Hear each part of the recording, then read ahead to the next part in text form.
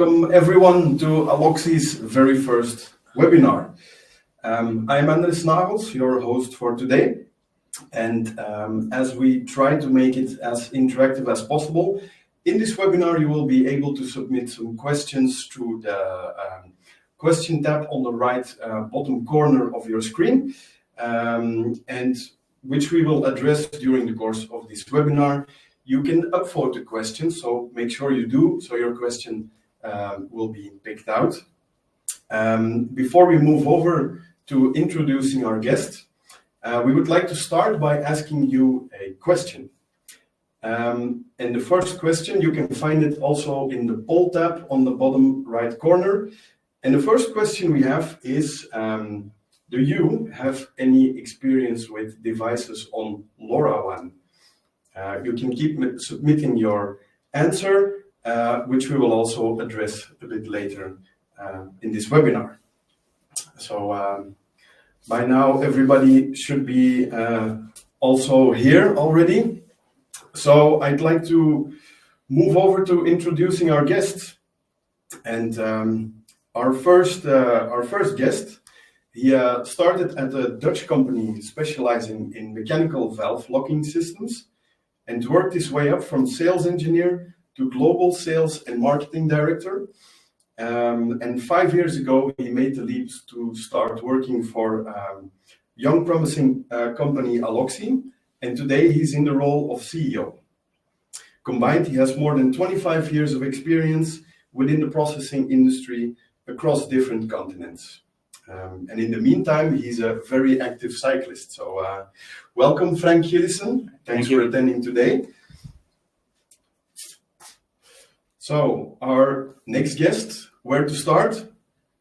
He is professor and vice rector research and impact at the University of Antwerp in Belgium. And his research in the IMEC ID lab is focused on ultra low power sensor communication and processing. He's currently teaching courses related to IoT, wireless and mobile communication, and instructor at the LoRaWAN Academy. As entrepreneur, he co-founded the university spin-offs Aloxy, CrowdScan, and IOSA, or Internet of Small Animals. And in the little time he has left between these roles, he runs the Weyn brewery, as good Belgians do. Welcome, Maarten Weyn. Thanks for attending. Thanks for having me. All right. So, Aloxy is a Belgian scale-up company co-founded by Maarten in 2018, which is located close to the chemical industry cluster in Antwerp. And Aloxy has built this revolutionary device, the Aloxy valve sensor. So, safety and efficiency is always at the top of mind in the energy industry. However, this sensor could be a real game changer by tackling a decades-old challenge in the industry, the position of the manual valve. We will explore first with Frank this decades-old challenge, with Maarten the latest IoT technology, and then explore the wireless solution altogether. So, Frank, you've been working for a company specializing in safety hardware. How did you end up at Aloxy, and why did you make the switch from a hardware to a digital solution? Yes, that's those are two questions. Yeah. So let's start how I came to know about Aloxy, and I was indeed working for a company that was specialized in all kinds of valve accessories, predominantly mechanical systems, and we were always looking, obviously, out for potential disruptors. We were always looking to innovate, and from that perspective, we actually had a brainstorm session once where we were looking at valve position indicating, and we said, well, you know, the ideal valve positioner is kind of a black box because technically we didn't have a solution. But if it's something that you can put on the valve, on a manual valve, as without any specific brackets or anything, and that would kind of understand what the position of that valve was, that was the ideal scenario. At that moment of time, not understanding how it was technically, but then we did some research around use cases, the price point, positioning, And that was always in the back of my mind. And then I saw Aloxy. Somebody pointed out the website of this starting company in Antwerp, and I looked at it, and immediately I realized this was very close to what we once had seen as a potential disruptor for mechanical positioners. So I reached out to the company and to the group of founders, and then we explored the potential for me joining them, and here we are 5 years later. Okay. So that's how I came across the company, and that also incorporates already, I think, a little bit the answer of how did we move from mechanical to digital. Is that I think that a lot of these new digital technologies will disrupt a lot of current mechanical technologies, and it's a good learning curve so far, and I still have a lot to learn, but it's exciting to see how much potential there still is with this technology. All right, exciting indeed. So why would you call this sensor a real revolution if you compare it to the solutions for valve positioning there are today? Yes, well, typically we cut it in three parts where we say new. And the first part is what is revolutionary about it is the fact that it does use motion technology to detect the open and closed position. And that means that in contrary to other positioners, it doesn't take any kind of mechanical end position, and that provides a lot of freedom in how you mount the sensor to the valve, and makes it really universal and also low cost because no customization is required. So from that perspective, using motion technology, this is really the first sensor on the market doing that. That's revolutionary. Then it uses LoRaWAN, which by itself is not revolutionary, but introducing that technology in combination with the valve positioning in the oil and gas was definitely the first sensor available. At the moment, there is definitely two hands full, maybe a dozen different ATEX sensors on LoRaWAN, but at the time it was one of the first sensors. And the third part is really going from the traditional data flow, going through PLCs and SCADA through DCS.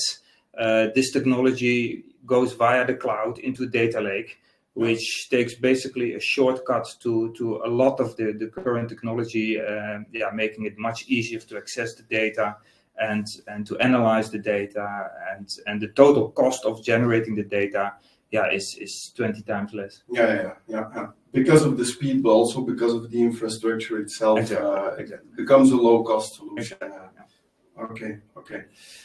So could you give an example of the technology there is today for valve positioning?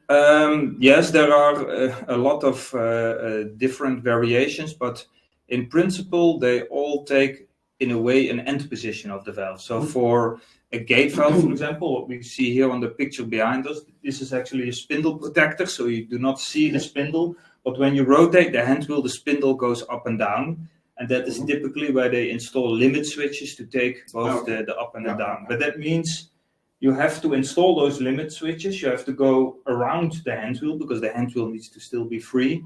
And so clamping that mechanism on the valve, going around the hand wheels have different sizes, and then installing the limit switches at different heights. So it's fully customized. You can imagine there are 10,000 types and sizes of gate valves. So just for that valve alone, it's already quite complex. For quarter turn valves, you have limit switch boxes, which are a little bit more standardized, but again, the mounting requires some customized brackets. So it's always taking that end position and customizing brackets to align your switches with those end positions. And then you're only talking of the installation on the valve, but not the wiring behind it to get the data. Yes. So today I would say the basic technology is to wire it up. And of course, pulling a wire to a lot of different manual valves is nowadays very complex and costly. Okay. So, what are the challenges that arise with the manual valves itself? Yes, well, why we look at manual valves is because firstly, there's thousands of manual valves that are unconnected. So you have definitely, let's say, 10 to 15% of the valves are connected, and they typically have an MOV, so they are either electrical or pneumatic or air operated. And these valves are already connected to a control system, but there's a very large percentage of valves that are manual and that are not connected to any of the control system, and that's really a gray area today. And that's really so. These valves are very often the root cause of incidents, accidents, small spills, contaminations, and sometimes these valves are on checklists that you check them once every month, or sometimes once every 3 months, or once every 6 months. But yeah, because they are not connected, and there are so many, that's why they are a big headache in current operations. Yeah. Okay. So indeed, if you could say what is the most common made mistake on a daily basis, it would indeed be the spills and.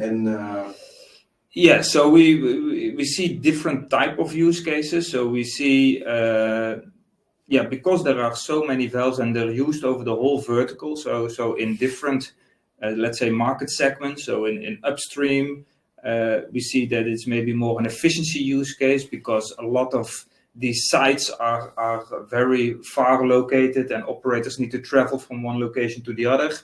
So it's much more about efficiency and understanding the data in real time.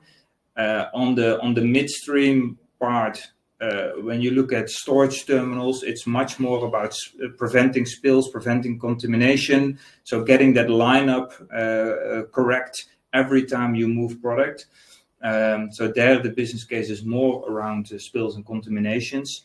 When you look at refineries, then there is a lot of variations going to preventing maintenance, preventing downtime, and again, it's preventing wrong lineups, but more in the process related area. But also a very big one is hydrocarbon release. So one of the main causes for hydrocarbon release is through vent and drains. So vent and drains are typically used during maintenance when something is cleaned or flushed or is put out of order.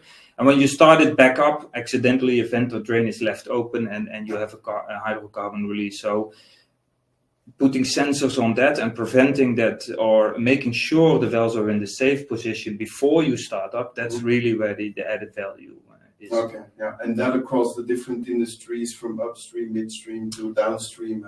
Yes, there's not really one area where it's more attractive than another. It's really over the whole bandwidth. Okay. So apart from the valve position sensor, does Aloxy have any other sensors? Yes, that's a good question. A lot of people ask us that, and so the answer is we really try to focus on the valve position sensor. So today this is our main sensor because we feel that this use case is so big, and that it's also very important to have this 100% right. Because if you cannot trust the data you see, or if the sensor is still very cumbersome to install, or if it's not user friendly, then operators will not use it. So focusing on the interface of the buttons, but also having an app, a mobile app that can do a lot of different interfaces, having a platform alongside to manage the whole fleet of sensors and to also detect potential issues, having the reliable data eventually in the dashboard. That's our real focus, because that is really where the sensor will make a difference compared to other sensors. So our focus until now is really delivering reliable data and making the best valve position sensor in the market. And we feel we have come, we are close, but that today that's still the focus. We have, with our large customers, with our scaling customers, we have quarterly roadmap meetings, and there's still a long list of I would say nice to have that they say this would be something that is yeah. interesting. So we keep focusing on really maturing the sensor before we jump onto something new. The ideas are there.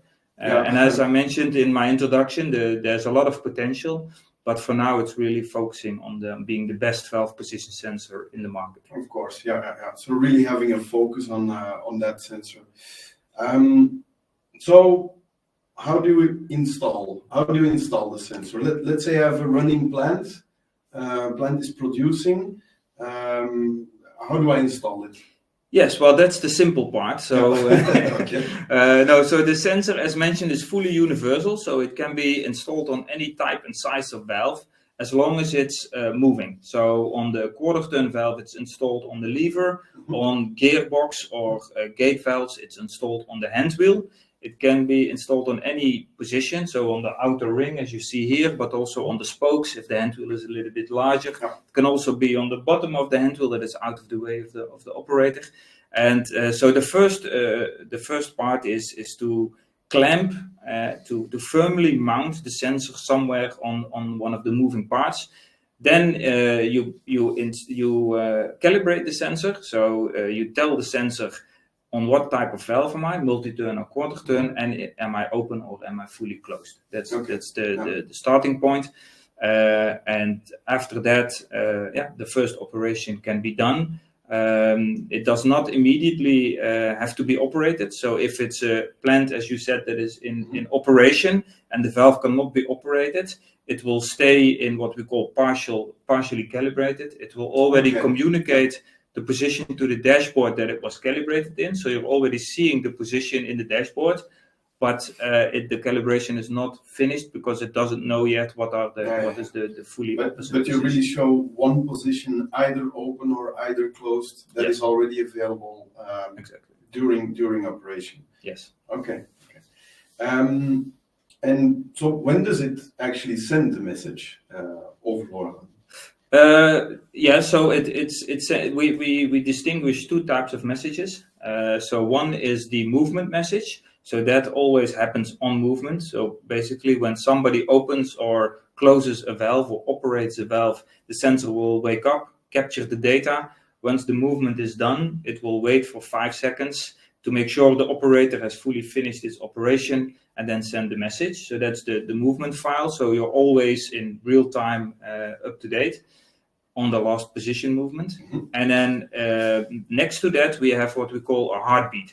So the big difference between a wire and wireless is that it's not continuously connected.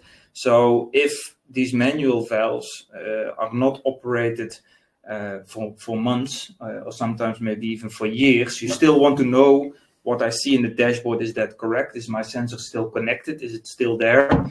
And that's what I refer to the reliability of the data. The operator needs to trust the data he sees. So the heartbeat is a configurable interval that you send the message, and also an interval that we monitor via the platform, so that once that heartbeat message does not arrive, we can flag it and say, okay, there's potentially a connection, a disconnection between the sensor and the network. Okay.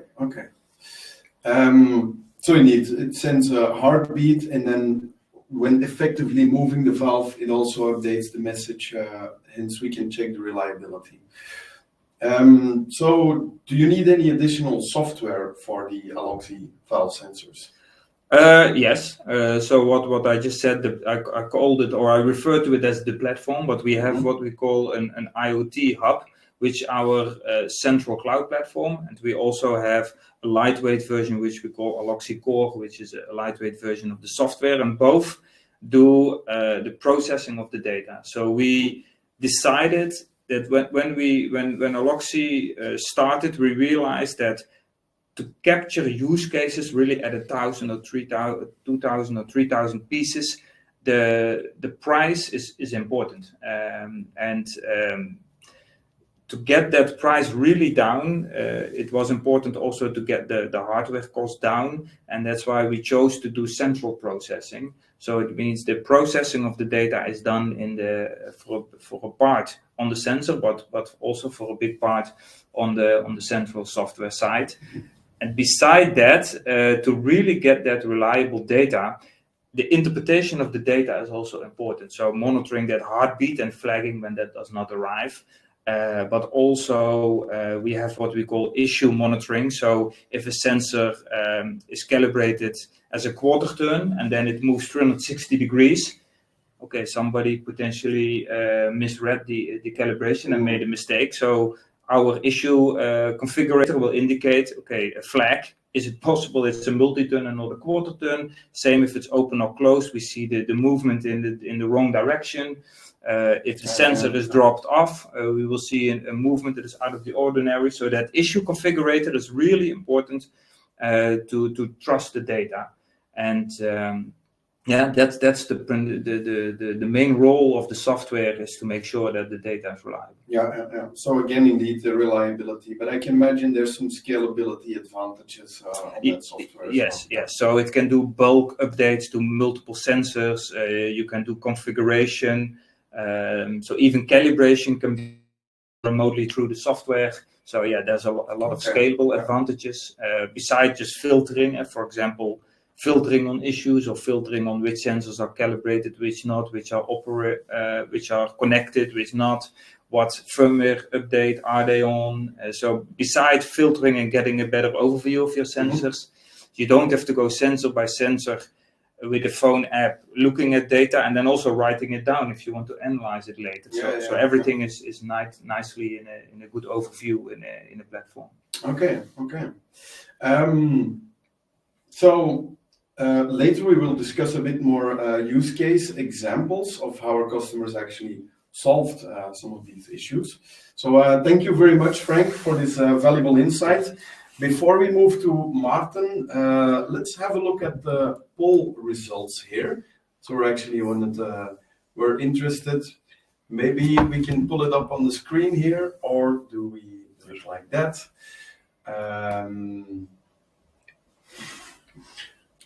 Okay. So actually very interesting. So the question was indeed do you have any experience with wireless devices on LoRaWAN? And 47% of our audience says it's already in use. 33% has experimented with it. And then 20% have heard of it, but never used it. There is 0% that never heard of it. So I think that's already positive. So still almost half of the people here are actually using it. So I think that's also very interesting to see how well the protocol gets adopted. So any thoughts on that? Could still mean that it's being used successfully or with problems, of course, as well. There are no problems with it. No, but I was last week. I was at ADIPEC, which is a big oil and gas show in the Middle East, and obviously you have lots of conversations with different people. And then still the question was asked many times: do you think LoRaWAN will stay? And personally, I also think these figures will show you that it's already there. It will. Or they didn't maybe ask will it stay, but will it be the main technology, or how mature is it? But it's already there. People are already using it. As I just said, there are 15-20 different ATEX or explosion-proof sensors on LoRaWAN available already in the market. Maybe other technologies will come as well, but LoRaWAN is already there. It's there to stay already. Yeah. Okay. Indeed, we'll go a bit deeper also in LoRaWAN itself. Maarten, Aloxy is a spin-off of the University of Antwerp and IMEC. How did you get in touch with the process industry and decided to start a company? Actually, it was a bit coming from both sides. So in the team I was leading, we were working a lot with low power embedded electronics, but also low power communication. And actually already building demonstrators to show that you should combine low power communication and electronics with actually a smart data use. It's a combination of it, the three of them. And we were actually doing this I got questions from Fabricom, from BASF, for example, about problems which were related to the final USP of what we actually built in Aloxy. And one of them actually was fall of tracking, another one was fall of positioning as well already, but also, for example, following up people working during a turnaround, for example. And because of those two first questions, and with some of the applications which we built, for example, a demonstrator on the smart batch. We were looking, okay, we can actually use this combination of low power electronics, low power communication, and data usage, maybe for some of the applications. And I spent a year, I think, by really talking with different companies, including a lot of them in the chemical and the oil and gas industry, to actually come up with a list of 10 potential applications. And then we really, with a team, we built a team of around 10 people, really going down into what is the main problem which we should tackle, also linking to the offer which we could build as a academic research unit. And from those 10 people, actually 5 of them ended up founding Aloxy. Okay. Where we had both people from industry, both people from with a lot of business background, and also people with a technical background. Yeah. Okay. So you mentioned indeed the process industry itself. You mentioned BASF. Were there other companies you were in touch with to get this? Yeah, actually, the final go was when we went into it was a challenge, innovation challenge from Total Energies. Accelerator program in Paris with different other stakeholders as well, where one of the main topics was exactly valve positioning. And we were already in contact with some investors, but actually when we actually went to Paris and we were there selected as the top company for this topic, for this challenge, also the investors saw there is really a need at the customer side as well. And actually that triggered our first starting the company, and 2 months later we had our first customer, which was Fabricom, which was Solvay, which was a bit funny because we started our company in Antwerp. We thought, okay, we have a huge port with a lot of industry, but our first customer was in Spain. Okay, yeah. How that can go. Okay, so the demand for the actual technology, the valve positioning, really came from the process industry directly then. Yeah, and then of course we try to from the beginning we actually try to co-design as much as possible with our customers, because of course you maybe have an idea of a solution and you want to make it it can work in a lab environment, but of course because industry is completely different. Plus you have to go to all the certifications, especially for the ATEX and so on. So we really try to work with companies where we said, okay, let's try to test it in a realistic environment, but in a non-ATEX zone, for example. That's what was happened with Solvay. So we could really iteratively improve the product. And until now, Aloxy is really working together with companies to see, okay, in some edge cases, how can we still improve there and so on and so on. I think that's a very important aspect as at that time, a very small spin-off company. To be able to work with multinationals, you have to do it together, and that actually worked out very well. So that close cooperation really becomes the DNA of the company. I also didn't expect when I joined Aloxy, I didn't expect that we would work with such a big oil and gas companies immediately.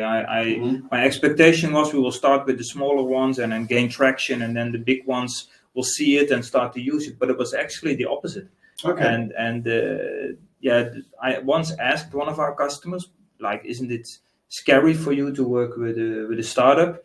And they said, well, actually, it's the only way that we have really access to innovation, because for the big players in the market, it's sometimes the internal processes are way too long to really do innovation, but also the risk, because innovation, 80% of the startups fail. So if you really want to do that, but that type of, let's say, early technical innovation, then there's also a very high risk, and a lot of the companies do not want to do that. So you need startups to go explore that field. Okay. So we already mentioned LoRaWAN as a protocol. So Aloxy built the sensor. It that it communicates on LoRaWAN. There are quite some other wireless protocols also in the process industry present.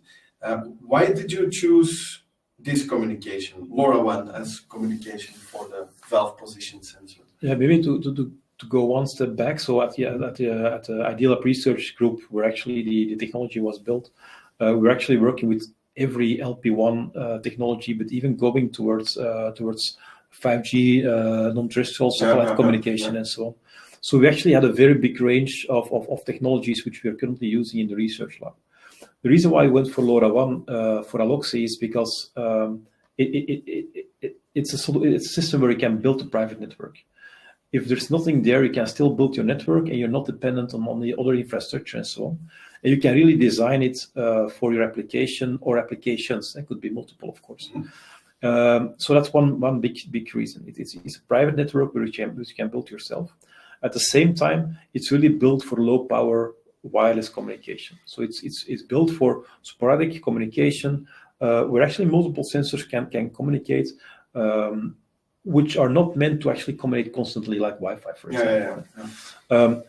Plus, it's built for long range. And the long range is not really, especially in the oil and gas industry, which is a very, very metallic environment. The long range is still quite okay range. It's not 10, 20 kilometers as you sometimes see and so on because of but still you can actually go to 1 kilometer for sure, depending on the environment and so on. So it's still a decent range, so you don't have to build too much gateways. You are able to actually build a network where you can actually have some redundancy and so on. Plus, the cost of the additional gateway is also very okay. And if you go to other technologies, especially cellular, then the cost of installation of gateways and so on is much higher. So it was actually a combination of it's private, it has the right technical possibilities, also challenges a bit, of course. And it's installable by third parties or by us or by partners. Yeah, it should be also relatively easy to install indeed. And here, it's privately owned, and the low power part is equally important, and covering the right amount of distance for the sites, of course.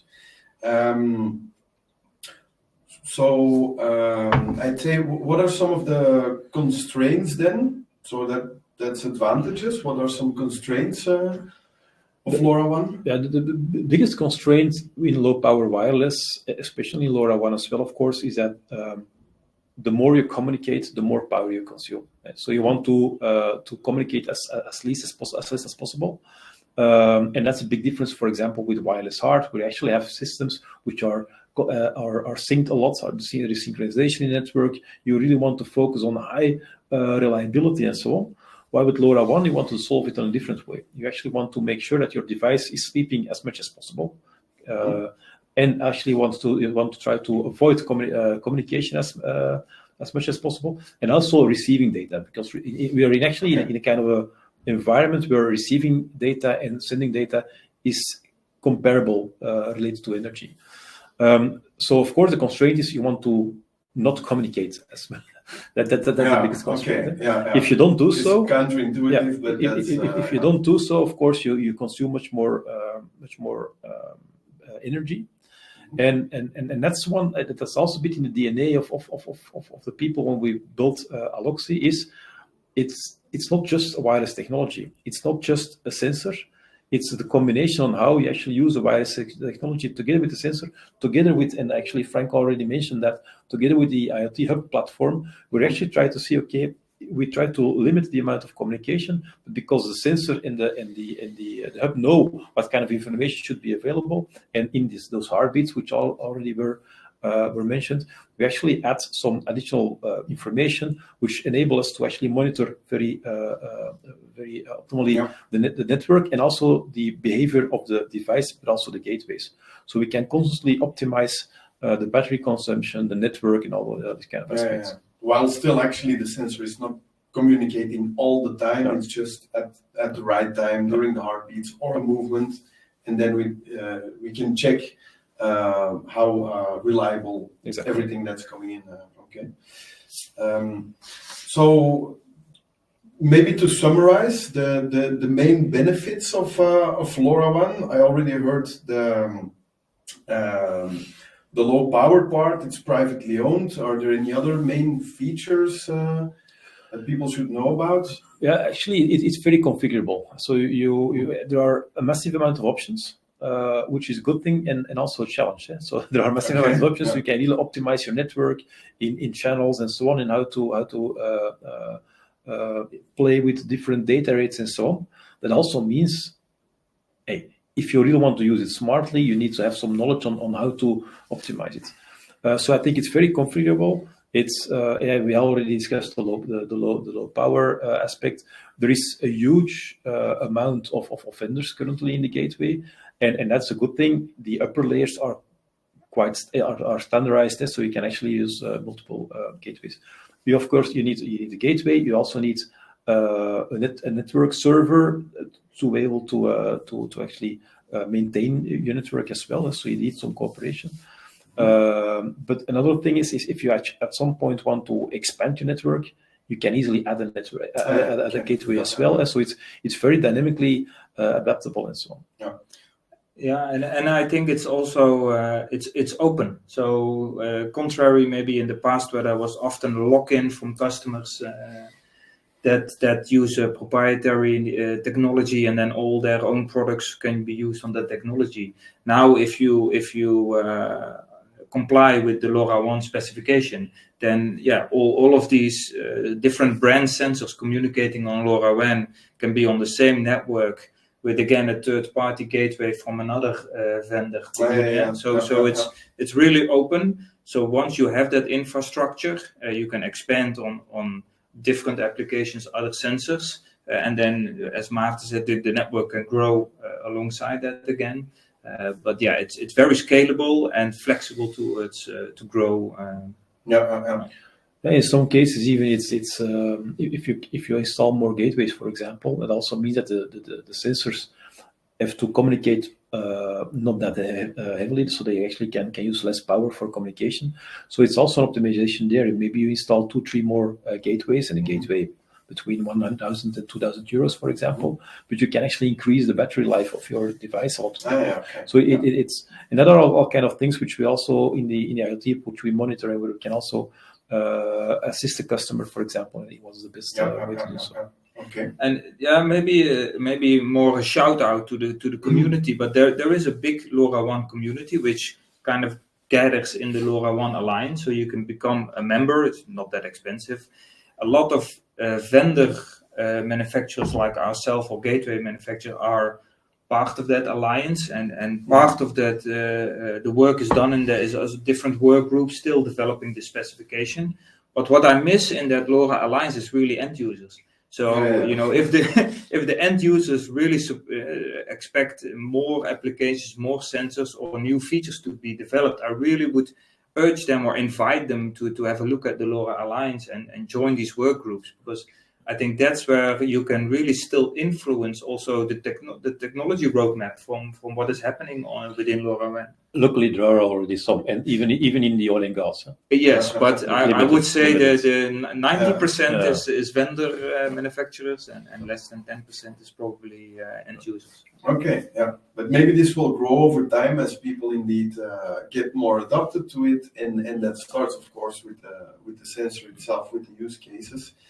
So so to summarize, it's a low-cost infrastructure, and if the architecture is well laid out, so mainly looking at the software layer of LoRaWAN, it can easily be scaled up the network by simply adding gateways, which are then in itself also low-cost infrastructure. Maybe there is one question which is very related, which we can already tackle, because I think we were going to do the questions at the end.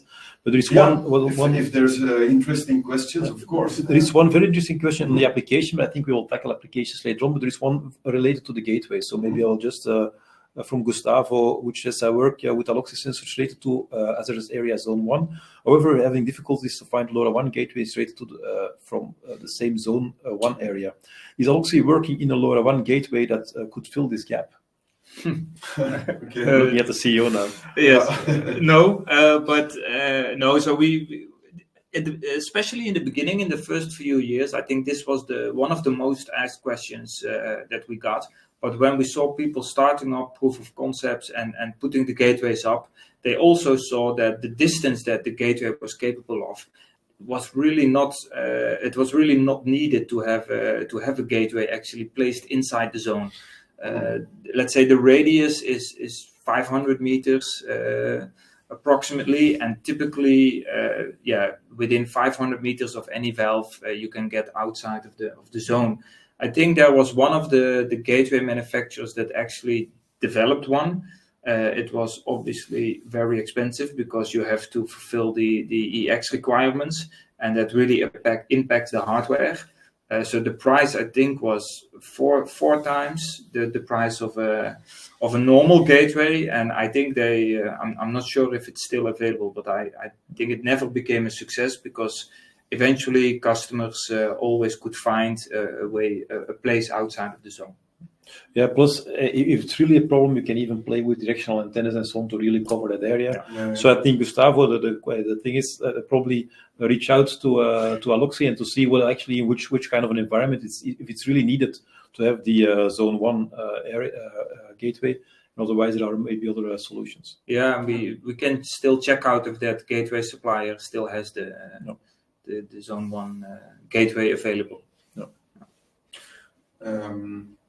Okay, yeah, indeed, good question. So you mentioned the radius of around 500 meters, Frank, but maybe Maarten, let's say in a typical refinery, I want to connect hundreds, maybe thousands of the Aloxy valve sensors or possibly other IoT sensors as well communicating on LoRaWAN.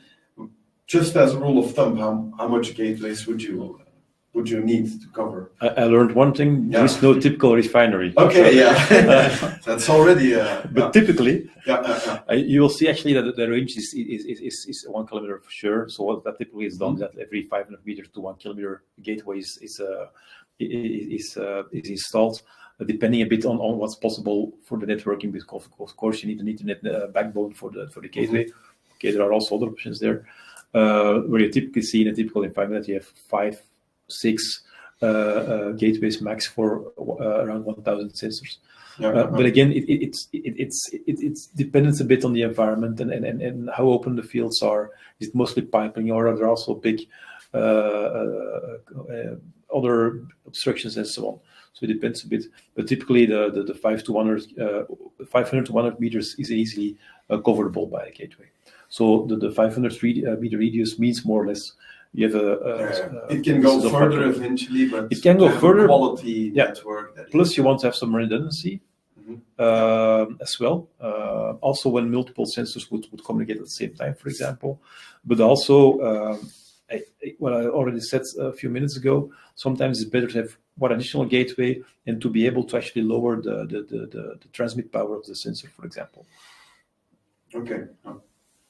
Can you elaborate maybe on that? That's what. How does that work? Yeah. So, but then we go very technical. Yeah, so there are keep it simple. But I will try to keep it as possible. In most of the modules which are used for LoRaWAN, there are actually 2 modes. There's one mode where you really want to amplify your signal, and there is one mode where you actually are on a more normal power actually you communicate. If you can avoid in really amplifying the signal, you actually it's only half of the energy which you're using for your communication. Which means, of course, that you can go instead of the normal 5-year range of a lifetime of battery, you can go to 10 years, for example. And so it all depends. And of course, if you can avoid replacing the batteries 5 years longer, for example, that has a huge impact in cost savings, for example. Yeah. So the biggest mistake which people do when actually they install, and I don't know if I'm jumping questions now, but when they actually test with LoRaWAN, is that they test with LoRaWAN and they don't think about the real situation when they actually scale out.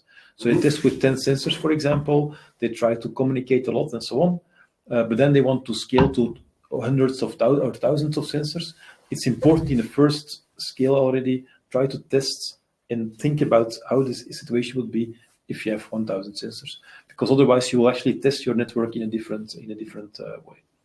Yeah. Okay. So that also, because I maybe want to go a bit deeper on what you mentioned on the battery lifetime. It can jump between the 5 to 10 years by making modulations. How does this exactly work? Because customers also ask us, okay, what's the battery lifetime? You can say between 5 to 10 years. So how does this actually work? How do you optimize the battery lifetime? There are a massive amount of parameters which are important there. And so it's for example the TX power. It's the heartbeat. How often do you want to have the heartbeat? Every half hour, every 2 hours, every 5 hours. That is huge impact, of course. The TX power. Sorry, that is. The transmit power. Sorry, the transmit power. Okay. So the transmit power has an impact. How much you want to communicate. Typically, the motion of the valve itself, it's consuming much less energy than the heartbeat, for example. Another aspect is, for example, is the climate. If you are in a very cold climate, it will be different than if you're in an average climate. But actually, we built systems we can actually modulate a bit as well. And we can easily based on some of these parameters, we can give actually quite good predictions on how long a battery will last. Because of quite some, I think we spent quite most of the engineering effort on estimation of the battery life there, to be able to make sure that the customer knows how long actually a device can last. And so when we say it's 5 years, then we're actually quite sure it will be 5 years with these parameters. Okay, all right. Because what Maarten said, we don't want to get into this too technically, but in Aloxy there are more people who know a lot about this than actually people like myself who don't know that. So, but that's also the role to play for Aloxy in the market. Is there is a knowledge gap also on what are the pitfalls and what are the opportunities, and that's maybe a whole different webinar. But it could also be one-to-ones with the customer to really do deeper dive. It's not only Maarten, but from his research group, and today our CTO Glenn is also in the company, and there's a lot of engineers that were even at a certain point had the pleasure of sitting in your classroom. But we have a lot of technical guys who can do deeper dives on that. Maybe we can do indeed another deep dive into the technicalities, maybe an upcoming webinar. If you have any suggestions for that, by the way, you can also tell us through the chat some specific topics you're interested in, and then we can take it up further like that. All right, I have to look a bit at the time here. So I want to go deeper into the sensor itself, and then as said, we can still do a deeper dive on the LoRaWAN networks or technology as well. So we're looking at this sensor here. So Aloxy actually used this new communication technology to build a sensor which is able to capture the exact position of any type and size of manual valve. It's affordable and it can be deployed by the hundreds, if not the thousands. And you also mentioned the sensor uses the latest motion technology to actually capture this position. So I want to look a bit closer into this. How does it actually capture the position? How does the motion technology, how does it work? So we use MEMS technology, which is also used in mobile phones, and that's why you can navigate or even do measurements with your phone.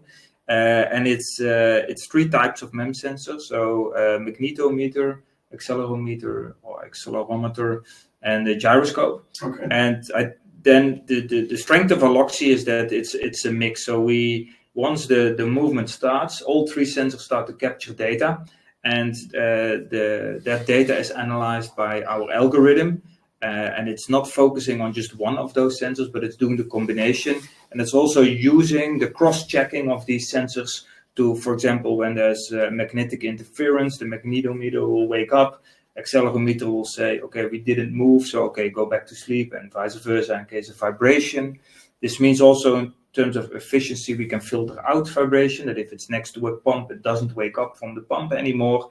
So it's really the combination of these three sensors that make it more reliable. It does cross checks, and also that's why it's used for any type of orientation and different types of valves using the combination. And that data is then sent to the backend, whether it's the lightweight software or the IoT platform.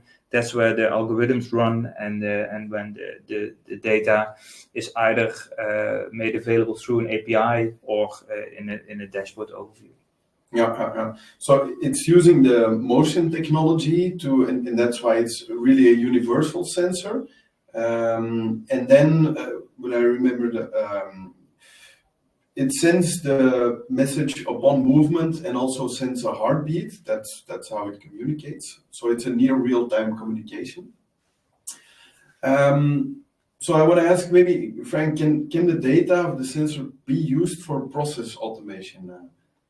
Well, it depends a little bit what you exactly mean with process automation, but for control systems, we do not advise to use the technology because it's much more it's not developed to replace existing technology at a lower cost. It doesn't have the same reliability as a wire. So definitely it's not a technology to replace a switch or a sensor that is wired up and that is today part of a control system. That's not how it should be used. We see that the low cost point of the infrastructure, the low cost point of the sensor, and the enormous number of unconnected valves, that's where the potential lies in use cases around connecting or adding new data points to increase insights in your valve operation, increase safety, efficiency, etc. Okay, so is it correct that it's not a replacement for the existing technology we discussed before, but it's really an enhancement exactly. in addition to this technology as well. It can work hand in hand. Yes. All right, so Maarten, you explained also about the Aloxy software. We call it the Aloxy IoT Hub. Can you explain a bit more on that, what it actually exactly does? Yeah, so I already explained that we really strongly believe in the combination of a sensor, a low power wireless network, and actually some intelligence in the cloud or in the server, doesn't matter. Where we actually, the reason is multiple actually. One is monitoring. So we always want to make sure that the data which we provide to the customer, that we know exactly if we can trust this data. So we want to monitor, we can actually do some trend analysis and so on. We can actually, because of the data which in the sensors which we use, we can also find out that if the measurement which we actually calculate, is it correct? Does it match with the expected results? So that's one part. The second thing is, of course, following up all kind of software updates or configuration of the sensor, multi-turn or quarter-turn, all this kind of configuration. The third part is monitoring everything which is battery related. And the third one is linking towards the LoRaWAN network server, which is the server which you need to actually maintain the gateway and the network. And so okay. And actually, this is done to be able to that customer, and so the customer application, of course, integrates seamlessly with this IoT hub, but doesn't have to implement all those features. That actually makes it easier for a customer, that they actually can only implement or take the data which is useful for them, for example, for the application and so on. Yeah. So how does the operator actually get to see the data in the control room?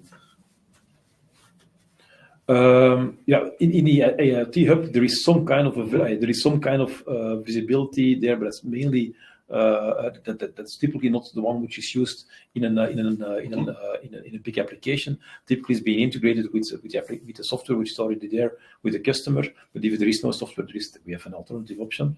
But typically, you integrate it with through the default standards which are available to the application. And it's a flexible platform, so it can connect to all customers' OT systems eventually. Okay. So I'd say, Frank, can you explain a bit more what's about the most successful use case we've seen at some of our customers, or can you share an example? Some of the use cases, a lot of things are possible, of course.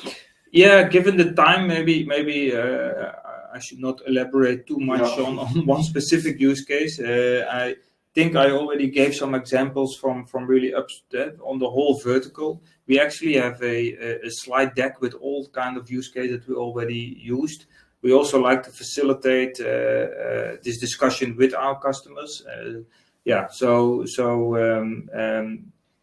is a very wide range, and it really depends on the market segment, which is the most used one. But lineup and hydrocarbon release isolations, those are some of the big ones.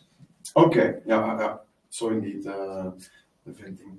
I see we're indeed filling the time is going quite fast indeed when you're having fun, they say. So I'm gonna jump a bit. I think it's best we jump to the questions. I think there are two options, or we can go to questions, or if people drop their questions in the chat, we can always come to them back later and answer them independently. There's one question already, which is if there is any reference of an interlock system which is used with a interlock lookalike system with our sensor. If that already exists? Yeah. No, it's non-existing. No. Okay. No, it's non-existing. But currently, it is when a change is done in a valve, people react on those changes. Or yeah, so an interlock. I mean, interlock actually comes from the electrical term. And so, if you look at control systems, there you also have interlocks, which basically says if it's a control, it's a logic in a control system that says if then. And what the business I used to come from was mechanical interlock. So then we would say that we mechanically connect valves. If one valve was open, then another valve could be opened. So there's this if then. You typically need to mechanically lock something, and that's not done today in IoT, but you can guide operators by providing them information on is the valve open or closed and what is the next step to do. And there are customers, there are companies already looking into that software, definitely. Okay. So are there any other questions from our audience coming in? Maybe something else, Maarten? Not at the moment. Okay, so then let's look maybe some closing questions. So indeed, you can still submit some more questions if you have these. We can still look into this and address them later. But I'd like to look a bit more ahead. So maybe, Frank, where does Aloxy and the technology stand today? Just as to summarize. Where does Aloxy stand today? I mean, we have a product that is already well accepted in the market. As mentioned, we are continuously discussing roadmaps and new features and add-ons to make the technology even much more integrated and covering all the edge scenarios that are out there in the market. There is still a lot of opportunity for different applications. So we have installed our sensors on, for example, emergency showers, where we also see a different type of movement to connect emergency showers. And we are at the moment doing some studies around line blinds. This is already prototyped, and we're now working with customers to see how we can safeguard line blinds during turnarounds. And then there are a few other innovation projects where we have developed some MVPs and trying to get market feedback on the direction. Okay, a lot of interesting perspective. So maybe, of course, I'd also like to summarize indeed what are the three things we should know about manual valve position sensing. And what I hear here is that it's really one of the things we should remember, or let's say number one is that the use of motion technology actually enabled a universal valve monitoring. It's possible now with this, with just one sensor. Secondly, through the low power sensor technology, it actually introduced LoRaWAN, which then resulted in low cost hardware and made mass communications possible. And thirdly, I also remember this technology, it's not a replacement for instrumentation, but additional data points to actually increase the insights in your daily manual valve operations.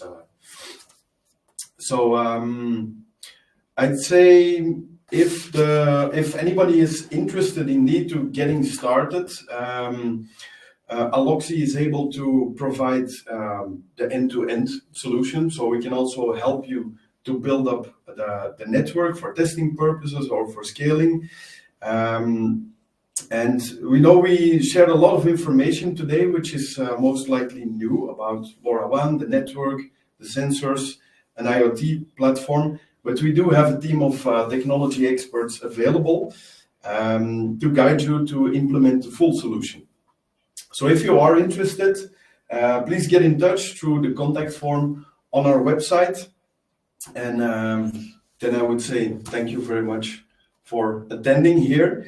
It was really valuable. We will share with you the recording and some additional materials after the webinar. Thank you for attending. We hope we can see you next. I think we still have a lot to discuss, maybe in the next webinar. So thank you very much, everyone. And then we will wrap up here. All right. Yes. Thank you. All right. Thank you very much. Bye-bye. Bye-bye.